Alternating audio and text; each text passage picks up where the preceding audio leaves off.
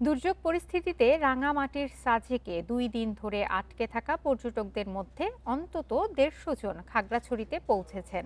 বৃহস্পতিবার সকালে সেনাবাহিনীর বাঘাইঘাট জোনের সহায়তায় তারা রওনা দেন।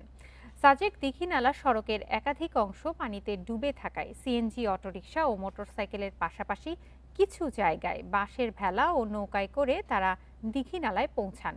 স্থানীয় প্রশাসন জানিয়েছে, ভারী বর্ষণ ও পাহাড়ি ঢলে সড়ক ডুবে যাওয়ায় মঙ্গলবার থেকে সাজেকে ৫৫০র বেশি পর্যটক আটকা পড়েন।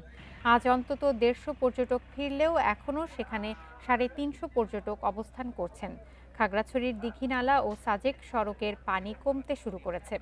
আগামীকালের মধ্যে সড়ক থেকে পানি পুরোপুরি নেমে গেলে যান চলাচল স্বাভাবিক হবে বলে আশা করছে কর্তৃপক্ষ।